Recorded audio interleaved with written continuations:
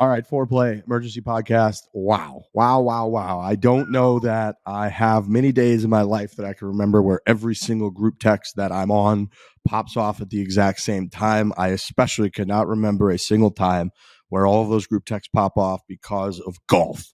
Golf doesn't do this. This is probably the most surprising news that I've seen since maybe Kobe died, just in terms of like shocking news, not maybe necessarily the biggest thing in the world, but in our world, and for just how shocking, stunning, unexpected it was, how often we talk about this, how much the live golf versus PGA Tours become the centerpiece of what we talk about on this show, what we talk about in the sports world. Brooks Koepka winning the most recent major championship. Who's going to go? Who isn't?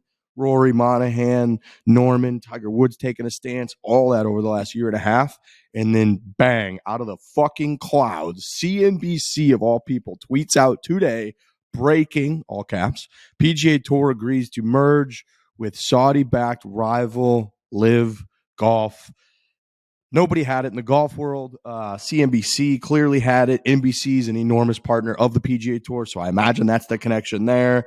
We just watched these guys, the PIF guy, Yasir, on CNBC with Monahan, a stunning visual. It's me and Frankie right now. Dan's driving. He's going to try to hop on. Trent Ryan's on a plane. We're going to try to get him on if we can, but we got to get something up, obviously. Holy fuck, Frankie. Dude, I got a text. I'm like laying in bed, just kind of rolling over, getting ready for the day. We got a big day of filming today. Got in really late last night from the Barstool Classic. So I'm super groggy. My one buddy, Andrew, texted me. He goes, Live merges with PGA Tour. And I was like, I immediately go to Twitter. Nothing on Twitter. Zero. Literally zero. Yeah. Dan Rappaport, Dylan DeChair, Brandel Chambly, all these guys. I looked up no laying up. Every single person. Foreplay. Everything. Nothing. Zero. I'm like, so I wrote back to him, nope. Like, it's just one of my buddies that's working in finance that's like looking up the TV. Probably, he's like, dude, it's on CNBC. I'm like, you're wrong. It's just, they're probably just like debating it, literally arguing with him. He goes, dude, turn on CNBC now. So I turned it on, and they're like, we have breaking news. Monahan and Yasir is coming on here, and where they're going to talk about like the Saudis own the PGA Tour now. I was like, what is fucking going on? So, craziest day in PGA Tour history. The interview just now with the Saudi funding and Monahan sitting next to each other. I mean, my biggest instant takeaway, this happened 25 minutes ago. My biggest instant takeaway is, how the fuck is Monahan still involved in this? How can you say what you said and be the chief police of the morality of the Saudi government and the Saudi and everything that happened? You bring in the 9/11 families, you do all of that stuff, and your first instant reaction to Live, and now all of a sudden you're sitting next to him. How can anyone take that guy seriously? I mean, that is the biggest backpedaling, I'll take the money, I'll do whatever I have to do just to get this out of my way kind of move I've ever seen in my entire life. Holy shit. Yep.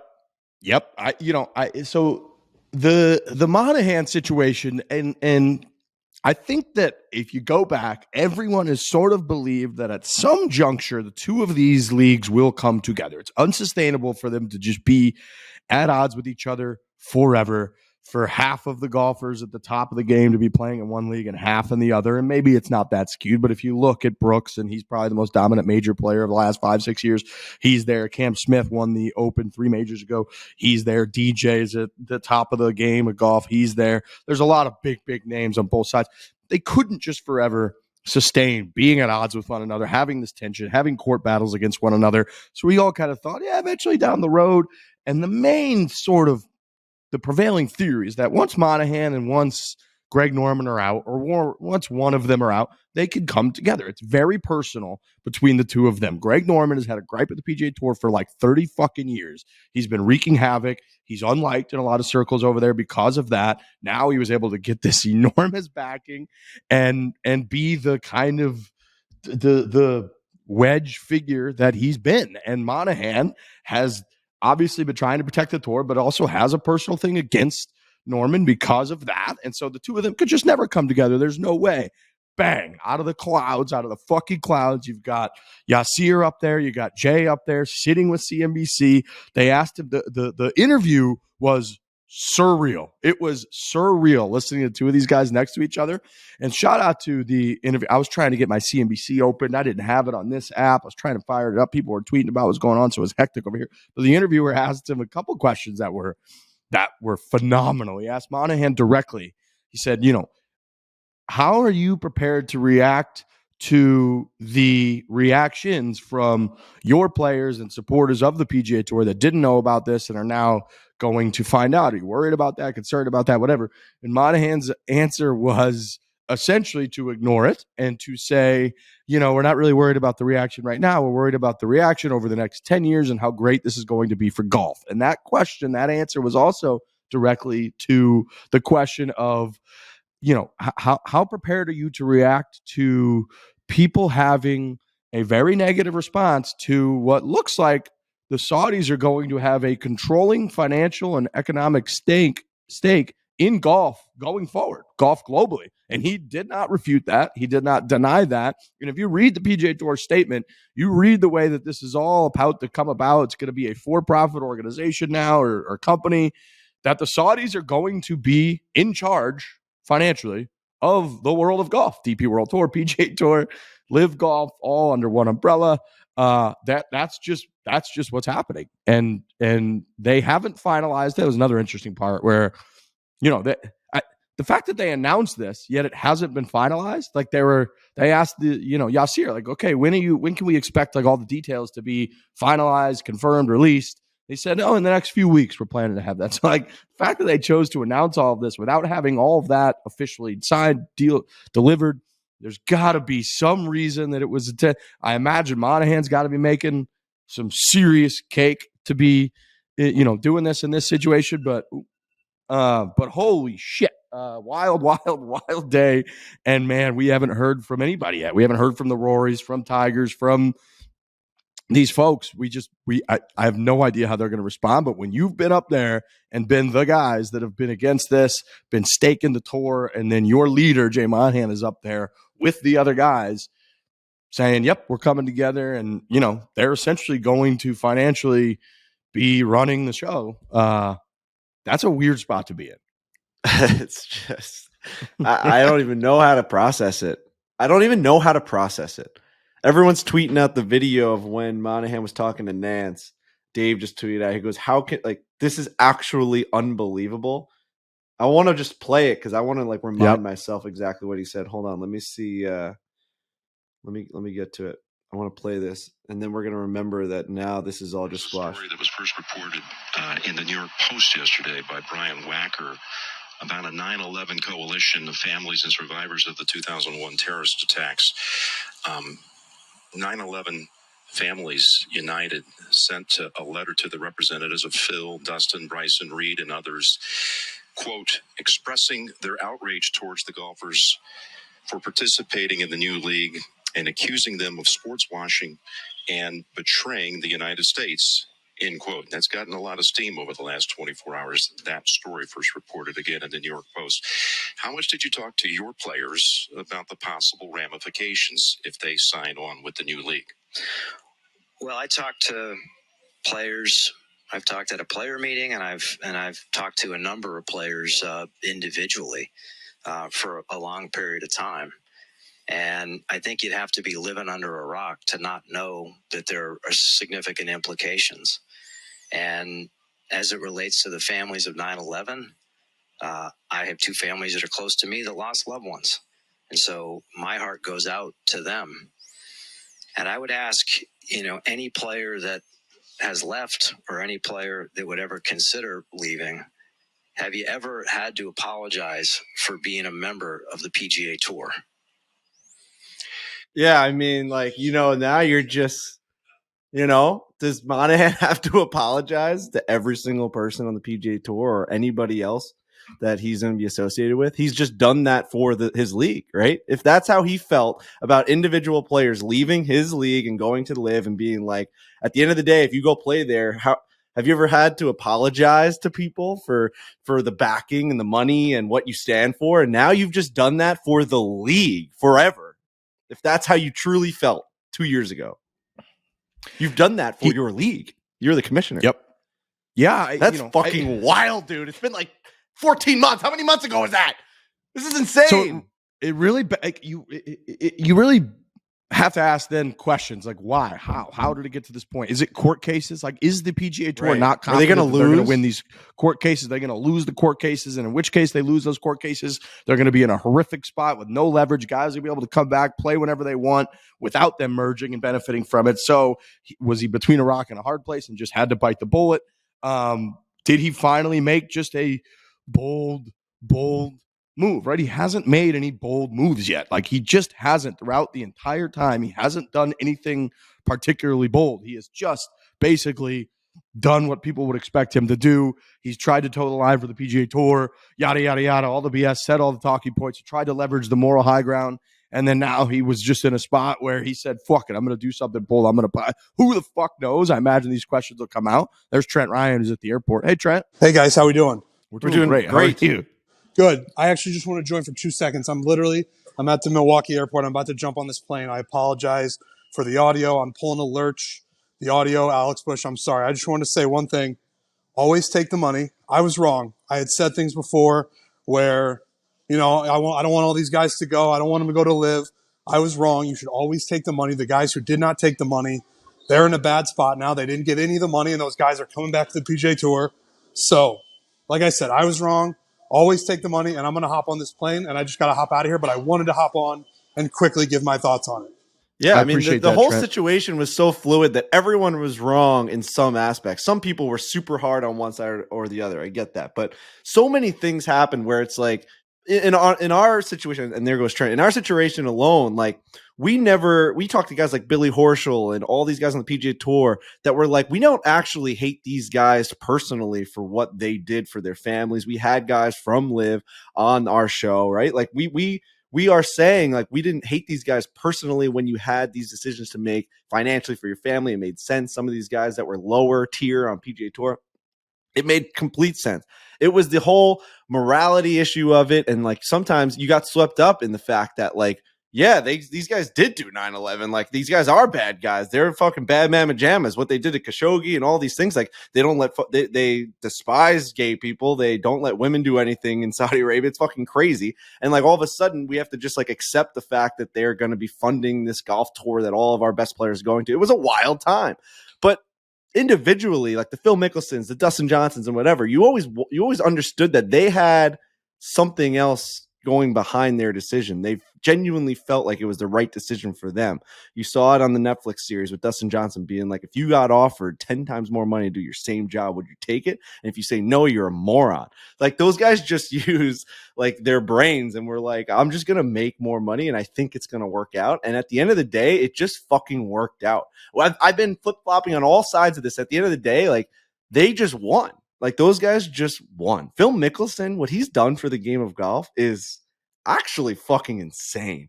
Think about the couple of years that guy has had. And look, it sucks to concede to the fact that money just rules everything, right? Like, we like to think in this world that folks can and are capable of looking at what's good, what's righteous, what's the proper and best thing to do based on like an ethical and moral compass. And at the end of the day, that just doesn't fucking matter. And that, I think, to a degree, sucks. I think like resigning that sucks. And the Phil example is one where today is a victorious day for Phil. Phil has been given props over the last 6 months by many people, including guys from the PGA Tour, as the reason that the guys in the PGA Tour themselves over the last year have made a lot more money than they ever used to make or would have made. Last week, Victor Hovland made $3.6 million at the Memorial, which that's not a major championship. That's not the Players' Championship. That's the Memorial. $3.6 million at the Memorial would be a stunning number a couple of years ago, a stunning number. And a lot of people attributed that to Phil. But you cannot lose sight of the fact that Phil Mickelson, a year and a half ago, had quotes released, and this is what hurt him reputation-wise to the point where he went into hiding for several months, is that when he said, these guys are bad motherfuckers. They do bad shit. I shouldn't be talking to them, but I am because of leverage. Like, when he spilled it all out like that, in the same way that Monahan now is eating his words and looks like a fool, that made Phil Mickelson obviously look like a fool. Like, the fact that you're able to admit that you know that this is wrong, that these people are on the wrong side of history and on the wrong side of sort of the moral, ethical compass, yet you're partnering with them because of money, that makes you look bad. And in this case, like, that is just winning out. It's just going to win out. And at the end of the day, like with the Monahan situation, all of that, they just didn't have that many cards to play. They should have gotten ahead of it. Clearly, they should have understood that something was coming. The PGA Tour was incredibly cocky and acted like total fucking assholes for years and years because there was no existential threat. They were the only person at the party. No one else was coming. There was never even an opportunity, a thought that someone else could come. And once they did, they got caught with their pants down. And their only move and we had the Borelli's example that Bryce and DeChambeau stole of like somebody just opens a pizza shop next door and offers every one of your employees who are making $50,000 a year, whatever they're making, $1 million a year, they're just going to leave and you don't have a pizza shop anymore. And that was what was happening to the PGA Tour. They didn't have much leverage, so they played the moral card, which I can't blame them. Like, they might have played the moral card because they believed in it. They might have played the moral card because they just didn't have any other fucking cards to play. When somebody offers your top stars $200 million, they're just going to leave. And when you play those cards and then you end up just backtracking, that clip that you played is a horrific look for Jay Monahan, and he will have to live with that juxtaposition for the rest of his life. That clip a year ago, and then hitting him sitting there next to Yasir saying, yep, we're going to partner together. We're going to create a for-profit league that the Saudis are essentially going to fucking own. It's going to be a bad look forever.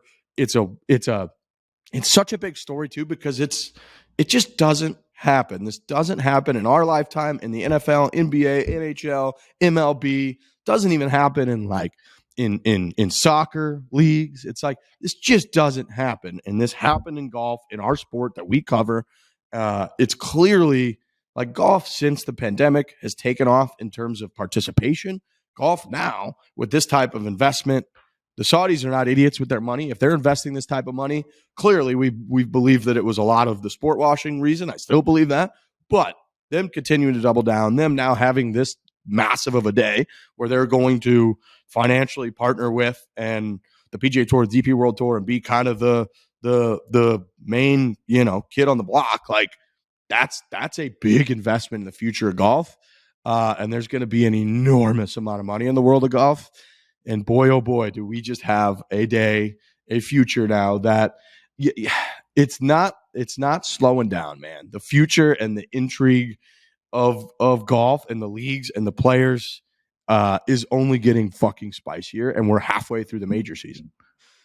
My phone's on fire. My phone is on fire right now. I mean, I can't even imagine that this has happened. I just can't even fucking imagine that this has happened. What do we think is going to happen to like the live format of like what they do? Do we think it's going to be so mainstream now that like groups like TaylorMade and all these big companies are going to start like just sponsoring like the Fore races and shit like that? Like, are these guys, do we, in our opinion, we don't know any details. Do we think like PGA Tour players are just going to play in the team events now? Like you go from the Memorial to just like the team event, and like Colin Morikawa and Rory are on a team and it's sponsored by huge like banks and all these fucking big American corporate companies. Is that what the future of golf holds? Because that's exactly what we said they always should have done. In theory, right, this could be the best of both worlds, right? Like we've said that the team concept, we love team golf. Everyone plays team golf. The majority of people who go out on the weekends, you team up with your buddy against two of your other buddies. You have a little Nassau game and you play team golf. The Ryder Cup, the President's Cup. We love this shit. Team golf is what we thrive on, yet it's not what's played 99% of the time in professional golf. So we always conceded that Liv was kind of onto something with the team aspect, even though they didn't quite nail it. It was always weird following the leaderboard. So now there is this opportunity that if they could partner, and they are, but if they could partner properly and format it properly, where there's a pretty key consistent element of team golf tied to the prestige and the history and the meaningfulness of the PGA Tour. That is literally what, before Liv even existed, what we talked about. We were like, there needs to be team golf more often. Maybe you go out on tour. Maybe there's a section of the year where you literally play with your partner for 8 events of the year and that team standing stand, or you have a foursome. That's your crew like they do on Liv. There's got to be a way that they could format this, combining the two, that does keep the team thing alive, that makes it thrive, because that team aspect is something we've always rooted for. It's what's in every other sport. It's what makes it amazing. When you watch the NCAA college golf last week, and there's 5 of them out there, and they're hooting, hollering, the Mississippi State girls are out there doing the dog, like the dog barking, like that shit. And team golf is great, and it's what people play on the weekends, what people play more often when they go on buddies trips, and you just never see it. So yeah, there's endless opportunities. The biggest question I've been seeing is like, is this why Rory has been kind of like sad face for the last month? You know, is this why Rory has been muted? You have to believe that it's you know, tied together. The fact that he was asked a few weeks ago, you know, about Liv and his thoughts lately, you know, then he basically just said, I'm checking out on that conversation, on being that guy. You have to think that he kind of knew, and this might have been a reason for all of that. And that stinks, because we love Rory. I mean, this show is pro Rory. I still stand by when we spent an hour with him a year and a half ago. He is the most impressive person I think I've ever spent time with in person. The fact that he's as big of a superstar as he is, the fact that he has won as much as he's won, and yet the fact that he's as humble and cool and normal and engaging as he is. I fucking love that guy. I don't think he's going to be going anywhere, but this has got to be, in terms of all of this happening, when he's been the face of the PGA Tour, the face of, we're going to carry the torch, we're going to carry this thing into the future, we're not going to cave to Liv and to all the negatives that we see in Liv. And then his boy Monahan just caved on CNBC in front of the whole world. It's got to be a tough spot for him. Clearly that had to be weighing on him for the last month or so. So Tiger Woods fucking flew less than a year ago with Ricky up to have a meeting with everyone at the BMW, and basically was the guy. He was like in so facto the commissioner of the tour at the time, and he hasn't really released anything, or we haven't heard from him yet. So there's a lot of things that are still going to come out from this, but yeah, man, it's a monumental and stunning day in the world of golf today. It's definitely good for the game of golf. There's no denying that. It's just everything gets bigger. Everything, you know, the money is bigger. The production will be bigger. Everyone on the tour is going to be making more money. I saw Big Cat even tweet out, though, like, this isn't like a big loss for Rory. Like, he could still say that he was the guy that held his ground, and now he's just going to make a ton more money because of how much money's coming in. Yes, you're going to look like the guy that lost the battle. You're going to look like the guy that was kind of shut out of the deal. This is very Succession-like, where it's like at the end, you know, you have a deal with someone, at the end they just change it on you, and you're like, what are you talking about? I mean, the way that they asked the Saudi guys if Greg Norman's a part of it, and they like couldn't even come to, like, he couldn't even, Yasir like didn't even know how to say the words. He's like, well, you know, like right before we came on, I kind of just like talked to him and the stakeholders, but that's it. That's really all I did. I just told them that this is happening. There's like a lot of people that were shut out of this deal, it feels like. You got Colin Morikawa, all these guys tweeting out saying, we didn't hear shit. I love getting my news from fucking Twitter. So guys like Rory are saying, I battled this. Like you were saying, I battled this for so long. I was your guy. Now I have to publicly lose that. That sucks. Publicly losing like arguments like that suck. I mean, when we lose many arguments in the Barstool world, it's like you feel like your life is crashing down. You're like checking your mortgage statements, making sure you can even pay your bills next month because like someone defeated you in an online battle on the dozen trivia. You're like, holy shit, my life's over. But now Rory's like, I mean, think about everything people get, all those assholes at golf tournaments that are going to chirp him now. They're like, oh, you Liv's bitch now, Rory. It's just going to be nonstop. It's going to suck. Liv paying your bills, Rory. Right. They're going to be chirping him hard. And you're right. That is like it's a funny world where the stigma around the public perception and the public storylines is different than the reality, which is the reality is this is going to be good. I think you're right, for Rory, for Morikawa, for these guys, for their bank accounts, for golf just being bigger globally now. Like, if we've talked about the positives, we have conceded a lot of the positives this year that Liv has been conjuring up. The fact that they are going global, the fact that, you know, I think after their event in Australia, we said like they should just do their whole series in Australia. They're fucking massive in Australia. They had fans, lines everywhere.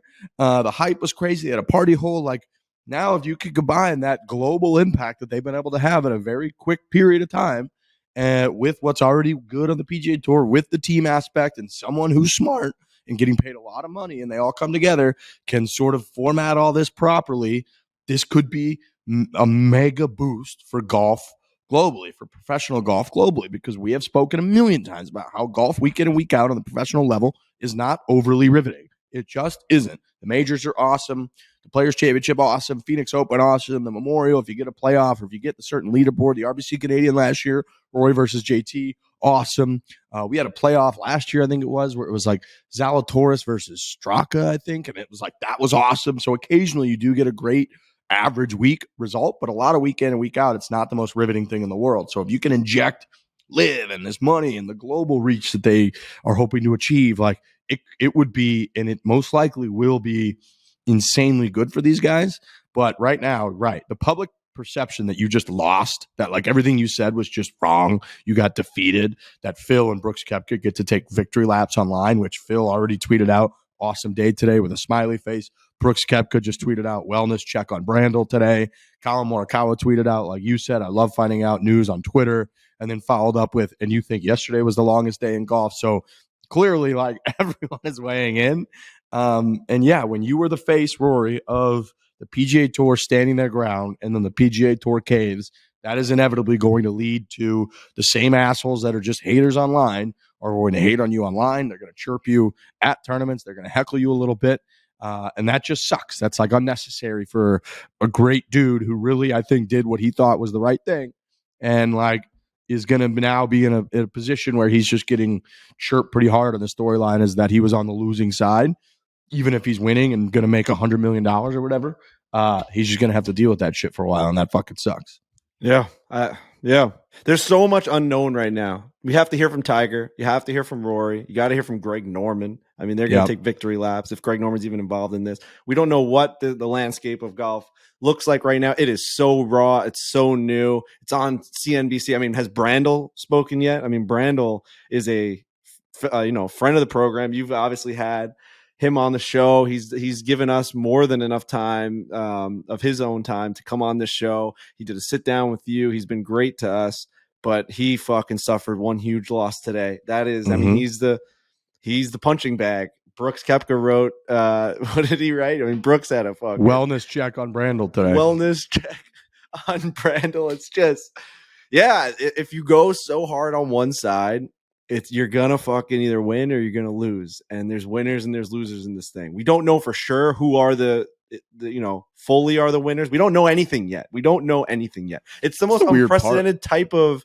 announcement. They haven't released any details. The only thing that they released was like the business side, which like if you really dig deep into it is like the most important side. Like the Saudi government's just going to run the financials of the PGA Tour within a couple of years. They're going to slowly take over and invest money. And the fact that they're going from a nonprofit to a for-profit and to be able to make billions and billions and billions and billions of dollars now, like what is that even going to look like? Who's getting that money? Are the PGA Tour players going to benefit from it? Are they all going to get paid out from the Saudi government just for this buyout? Like, was there a merger where all stakeholders, quote unquote, got paid? Like, there's so much information now that we do not know. Like, what if Rory McIlroy got $30 million just for this happening? Or you don't know any number. We don't know anything. We know nothing. That's what's so weird. They came out and announced that we're going to partner together, but we haven't decided how yet. It's kind of what they said. They gave general ideas. They gave general sort of, it's going to be us, the DP World Tour. And, there's going to be now for profit instead of not for profit. But like, they literally could not answer questions on how it's going to be done, on if it's been signed, it hasn't been signed. Greg Norman, like you said earlier, they're asked, was Greg Norman involved in this? And he literally said, oh yeah, I called him right before we came on the air here. So it's like, clearly no, he was not involved in that. Colin Morikawa, he's pretty high up. You got to think he's a top 5 or 10 guy on the PGA Tour side, from the players side. And, they talk nonstop about the PGA Tour is made up of the players. Like, they make the decisions. So if he's one of the top guys on their side and he had no clue, very few people knew about this. This had to have been kept very, very tight to the chest. And then it makes you wonder, like, was this monumental deal in the history of professional golf done by just 3, 4, 5 people? That's it. And those people aren't even players in the game. Like, is how involved was Phil? Was Phil mega involved on their side? And if Phil was involved, but Rory or, Morikawa weren't, then like, those guys aren't going to like that this whole thing was basically done by Phil negotiating with Jay Monahan. Who the fuck knows how all that's going to come out? But Yeah, we do need to hear from a lot of people still. We need to hear from a lot of people. Big time. I'm looking at somebody's hitting me with these. Oh, look at this. So I just got from somebody the note that was sent to the players. Today's a monumental day for your organization and the game of golf as a whole. The PGA Tour, your tour, is leading the formation of a new commercial entity to unify golf, one that sees the end of the disruption and distraction that has divided the men's professional game for the better part of 3 years. Look at that. And it goes on and on. Holy cow. Holy cow. They're going to have to pay the guys that said no. You have to. They have to. The Saudis have to. The Saudis have to pay the guys that said no. The Rory McIlroys, the Tiger Woodses, all the guys that said the Patrick Cantlays, guys that could have made a boatload and shit ton of money that are now staying. They're going to alienate their best players. The Colin Morikawa's, like, they're going to piss them off. Do you think there's a chance that those guys, if in that case, could say, fuck you, we're just going to go start our own league? Oh, right? Like, we can't. You can't. This is the global league now. That's it. It's over. And actually on CNBC, the guy made a pretty good point where he's like, is this even going to get approved? Are you guys now a monopoly in golf? Have you just like stopped the idea of any other entity or league ever forming? Because now you have DP World Tour, you've got PGA Tour and Live, and you're all one big conglomerate that's worth $20 billion in cash or whatever they have just sitting in their banks over there. I mean, that seems like a monopoly of a sport to me, which is everything the PGA Tour was fighting against. But it's interesting because like there are those monopolies in the other sports, right? Like Major League Baseball, National Football League, National Hockey League. Those, like those are the NBA. You literally have to go play in Europe if you're going to play anywhere else, like basketball. You don't have a fucking choice. Right. So it's like So I don't know. I don't know if those are different. I don't know if those leagues aren't non-for-profits, are they? Because the PGA Tour was, so maybe they were able to get by that, but. They're for profit. I think those leagues are all for profit. He mentioned that Monahan where he's like, all these other leagues are able to benefit off of having huge funding money, right? Coming in, making a profit, whatever it is, the C6, C7, whatever they end up are now. I don't know any of the fucking information, but I do know that they're going to make we're not the right guys for no, but like I'm I don't even know what this means for golf, but I'm picturing domes on top of like the Memorial next year, so there's no rain. I'm picturing like the most insane amount of money coming into golf, like NFL money. The NFL is king in America, and they have so much money. The commercials, the TV deals, just the content around the sport, the amount of money each player makes. Like it's just so fucking. The Super Bowl is the biggest thing because they have the most money. It's just cash is king in this country, and the NFL has it now. Golf has the most money out of any professional league in America. They can do so much now. The possibilities are endless. I mean, Apple just came out with their fucking little glass that like changes the world, that you can like, you wear the ski goggles and all of a sudden you're walking down the street and the street like turns into a rainbow. But like, I can't even imagine how much money is going to be being put into golf. Like, what is golf going to look like? Are they going to change public golf for people now? Like, are the people going to see a difference in this? Has golf changed for like the viewers and like the players? Has the amateur game changed now? I don't like what happens to golf as a sport? There's so much money behind it. Does it's a good question. Like if the Saudis become so powerful from this, and who knows, we don't even know how it's going to be structured yet, but if they do, then like, does the USGA not matter? Does the RNA not matter when they come out with a rule change or whatever? Or are the Saudis able to just trump all of that? Be like, we're not going to do that. We're not going to roll the golf ball back because we're the majority stake interest in this whole game. We own it economically around the world. So this is what we're going to do. Like they might be able to achieve that kind of position, which again, nobody fucking knows. It's all speculation. They didn't release a lot of details. For what I'm starting to see, and a lot of, like you said, my phone is red hot right now. I've got endless text throughout the time of trying to do the show and trying to digest all these things coming in. A lot of the theories right now are clearly that the PGA Tour and the Department of Justice was going to open up the PGA Tour, and what they were going to find were going to be a lot of communications and a lot of instances where the tour was colluding, air quotes, with everybody to essentially stop Live from being successful, and that was not going to go in their favor in terms of a ruling, and that if it doesn't go in their favor, then they were going to be in a spot with almost no leverage whatsoever, and that the Live players and Live were going to be able to do whatever they wanted in regards to tour membership. They're going to be able to claim that they had the right to play in this, and this because they had earned tour membership, and that the tour, by colluding with all these other, whoever they were colluding with to try to stop Live, loses all ground on trying to keep people out from playing and all of that. So to avoid all of that and to try to cash in as best they could and try to, while they still had some leverage, get a good play for them in their future, that's why all of this happened. I don't know if that's true. It makes a lot of sense to me. It probably makes the most sense of all of this. And that Jay Monahan, rather than have everything stripped from him from a legal standpoint and from the, United States justice system, decided that he would rather stand up there, sit up there, and look a little bit foolish while getting a deal done than have everything stripped away and lose every battle imaginable. So that's sort of the best theory that I'm hearing so far and why this all happened and why they kind of rushed to announce. Because, like we said, why, if you think this is all going to be done and finalized in a few weeks, or at least you're going to have a lot more details in a few weeks, why rush out and announce it? And it has to be that they believe, the tour believed, there was some imminent rulings or some imminent information coming out that was not going to go in their favor, and that they just had to partner like that. It doesn't make any other fucking sense why they would do this so quickly. They've been so strategic with everything else. Everything's been so, they've been by the book. PGA Tour has one stance, and everyone that is on PGA Tour side has stood by that stance, and they've all just kind of collectively been against the morality of Live. And everything's just been going that way, and Liv's been going the other way. And then all of a sudden, like you said, on a Tuesday morning on CNBC, it's just like, nope, all that is out the window. Everything that's happened, the biggest drama in sports is now times 1 billion. And no one knows about it. Not even the players. Holy shit. Yeah. 4 p.m. There's got to be players something meeting going today. on. There's what? A 4 p.m. players meeting. Holy shit. That's what I'm seeing. Wow. Well, Thursday's show will be a banger. We obviously had to get this up. Big thanks to Chevy. Chevy sponsors us throughout the entire year. The Chevy Silverado EV. This bad boy is it's badass. It's unstoppable. It's literally Chevy. Chevy. The bow tie mixed with just the best current technology you can imagine. An all-electric vehicle in that iconic truck. 0 to 60 in under 4.5 seconds. And they got the whole family of Chevys now coming out in the EV family, from the Equinox, Blazer, the Bolt. You can go check those out on Chevy.com. They got charging stations popping up all over. There's like 2,000 certified EV dealerships now around the country. Frankie's been to some. I'm going to go to some soon. My lease is about up here, so I can't wait to check out the Chevys in person. But I've done it online. I've done it on Chevy.com.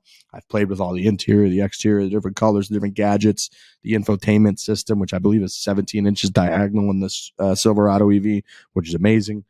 So yeah, it's just a phenomenal vehicle. Do yourself a favor. You don't have to trust me. Go to Chevy.com. Check out a bunch of their EV family for yourself. But yeah, what's amazing now is that by the time we record the podcast tomorrow night or whatever, there's going to be 10 times more information out about this, and quotes and reactions and everything else. So holy shit. Monumental day in the world of golf today, Frankie. Monumental. Absolutely monumental. Yeah, it's fucking insane. We'll be back on the show on Thursday with obviously way more information. The full group will be here. Yeah, we were right, we were wrong. We were probably more wrong than we were right. I think no one saw this coming in the world. If anyone's on, a lot of stuff I was wrong about. If you were diehard Live, if you were flying the Live flag and going to all the events, and you were Team Four Aces and the Crushers and the High Ballers, you're doing victory laps today. If you were just letting this whole thing be kind of fluid and you were just going with each news that came out, it's the craziest day of all time. You have no idea what to think. I don't even know what to think anymore. I'm happy for the game of golf.